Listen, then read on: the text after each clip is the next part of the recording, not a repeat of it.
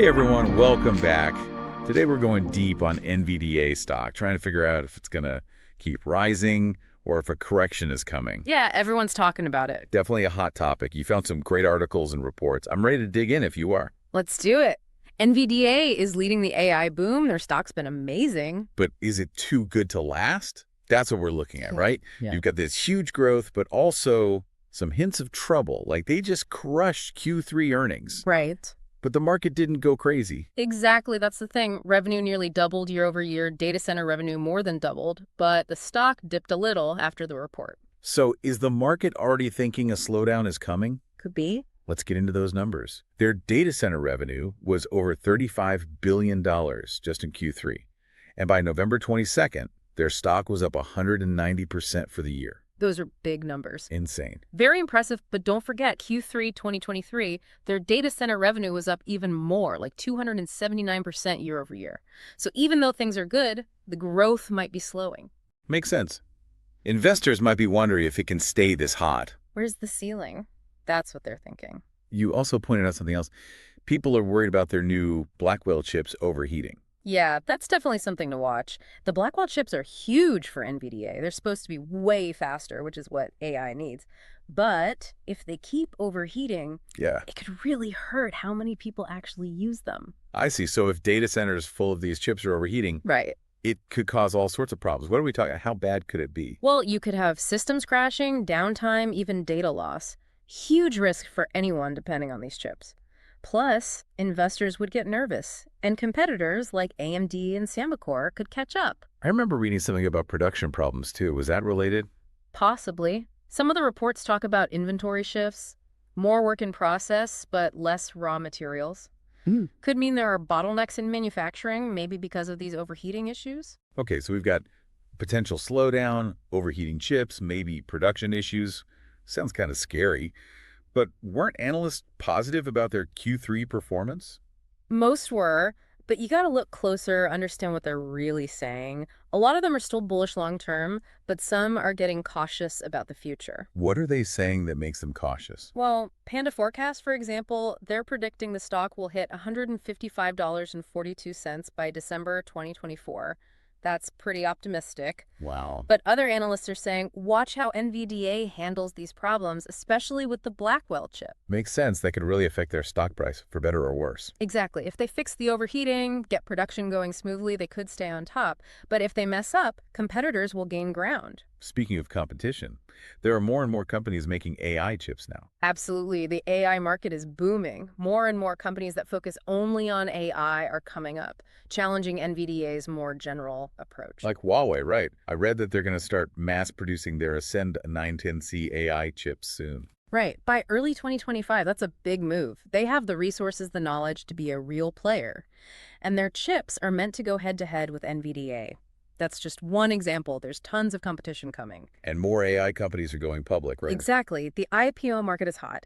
That means even more players wanting investment, which could put pressure on how much NVDA is worth. So even though NVDA is leading now, it's not going to be easy to stay there. Nope. They got to stay ahead, come up with new stuff, find new markets. It's a tough fight. The stakes are high. Let's pause for a sec. Think about what we've learned. NVDA is doing great, but there might be a slowdown coming. There's the whole Blackwell chip issue and lots of competitors. What does it all mean for someone who's thinking about buying NVDA stock? It's complicated. Lots to think about. There's still potential, but also risks. You got to weigh them carefully, look at what could affect the stock price in the next few years. So it's not just a simple buy or sell. Definitely not. There's a lot to unpack. Well, this is a fascinating start to our deep dive into NVDA. Lots to think about. It really is. You know, what's so interesting is it's not just about NVDA, it's about AI overall and how it's going to change everything. Yeah, it's a glimpse into the future. Their success is tied to how AI grows, and AI is not slowing down. Exactly. Which brings up the big question, can NVDA stay on top as AI keeps changing? It feels like the competition is getting tougher really fast. Yeah. We talked about Huawei and all those new AI companies going public, but what about the bigger trends? Could something else come along and knock NVDA off the top spot? There are definitely some big things happening that investors need to pay attention to, like AI is being used everywhere now. Healthcare, finance, manufacturing, transportation, everything. So it's not just about data centers and powerful computers anymore. Nope. We're seeing a move towards edge computing. Basically, that means AI is being processed closer to where the data is, not in some faraway cloud. I see. Think self-driving cars, smart devices, even robots in factories. They all need AI, but they can't always be connected to a data center that's miles away. So NVDA needs to figure out how to power those edge AI things too. It's not just about making the fastest chips anymore. Exactly. They need to be flexible, make solutions for all the different ways AI is being used. Plus, there's a whole thing about brand new technology coming out. Like, quantum computing is still early, but it could completely change AI as we know it. Quantum computing, that sounds pretty sci-fi. It is, but it's something to watch. Quantum computers, they could solve problems that even NVIDIA's best computers can't handle. If it works the way people think it will, it's a whole new ballgame. Wow. Okay, so edge computing, quantum computing. Sounds like there's a lot that could shake things up. How are investors supposed to make sense of all this? It's a lot, I know. But I think you got to focus on the basics. Look past all the hype and try to understand the real trends driving the AI market. Ask yourself, is NVDA keeping up? Are they investing in the right things? Are they staying ahead of the game? That's what really matters in the long run. And like you said earlier, fixing that Blackwell chip problem is a big part of that. They were supposed to be a huge step forward, but those overheating problems are worrisome. Definitely. The whole Blackwell thing is a crucial part of the NVDA story. If those chips flop, it could scare investors and give the competition a chance to jump ahead. So those inventory changes we talked about, more work in process, less raw materials, that could be a sign that something's wrong. Could be. It's important to watch those numbers, see if there are problems with production or if demand is dropping. I'm also thinking about the analyst forecasts we talked about. Pan Forecast is pretty optimistic about NVDA's stock price.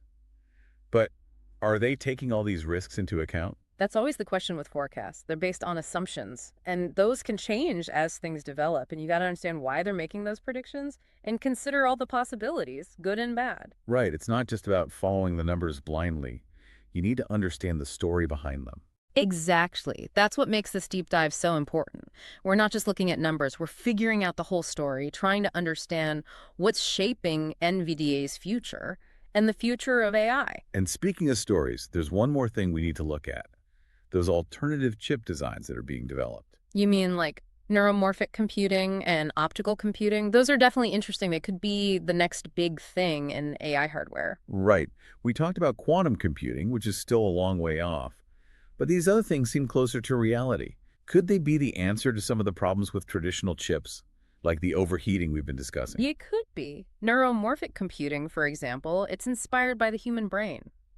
The idea is to make chips that use less power and can adapt more easily. So instead of using complicated algorithms and tons of data, these chips could learn as they go. That's the idea. And because they're based on the brain, which is super efficient, they could solve the energy problems that AI has now. Makes sense.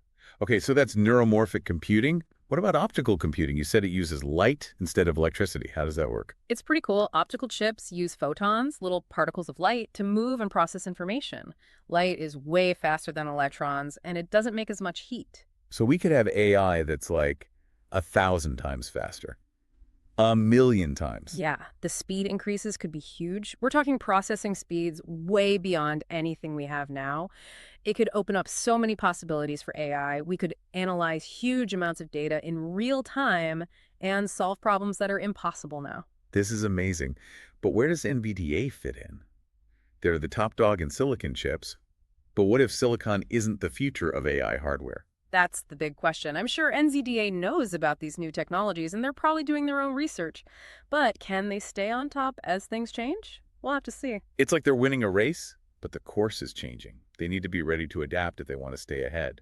Exactly. They can't just sit back and relax. They need to be innovative, explore new things, even be willing to change their whole business model. The companies that can do that will be the ones shaping the future of AI.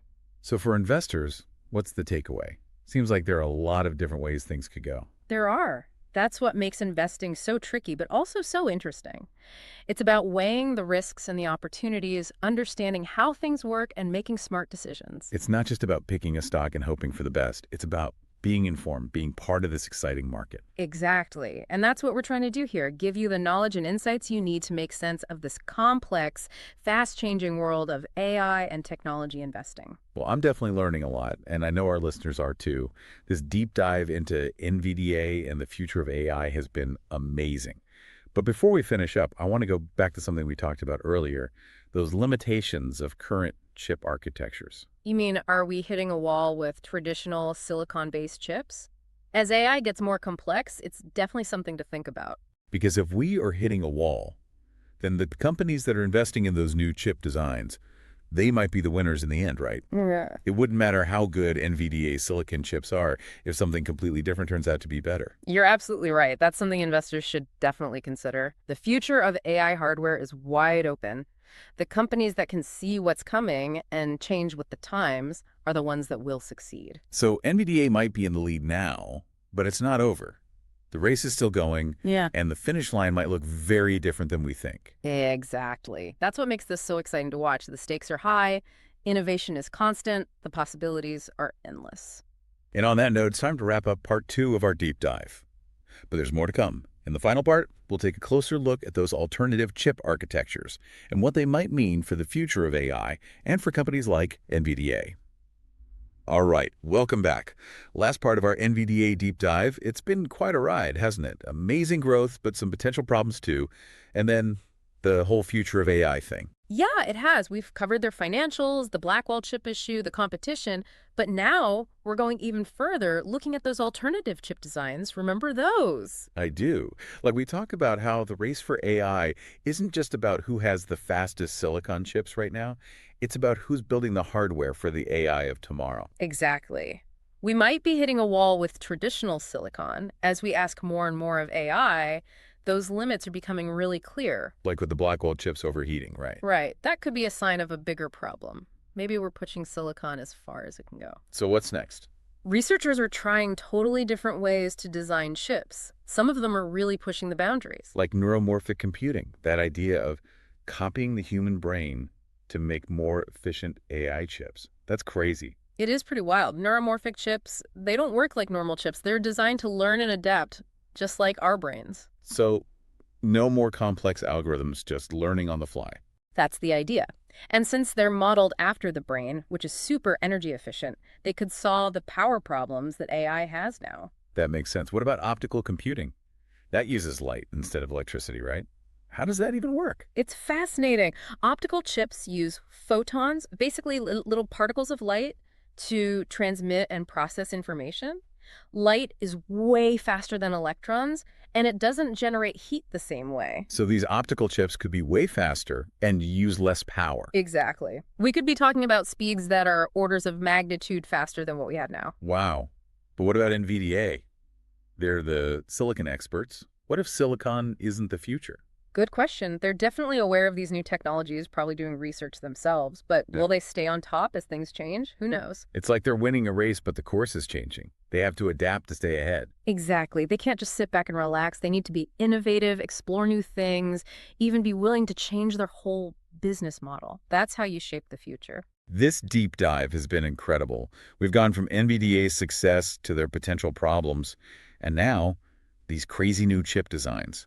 It's been a lot to take in. It has, but hopefully it's made you think about things a little differently. The future of NVDA and the future of AI is wide open. It's exciting to watch it all unfold. We're seeing a tech revolution happen right in front of us, and who knows what's next. Exactly. So to everyone listening, keep learning, stay curious, and keep asking questions. The more you know, the better you'll be able to navigate this amazing world of AI and tech. Thanks for joining us. Until next time, keep diving deep.